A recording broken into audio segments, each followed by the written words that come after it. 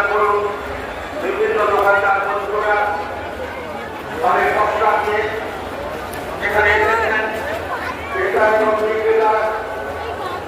সবাইকে সুযোগ করে দিন।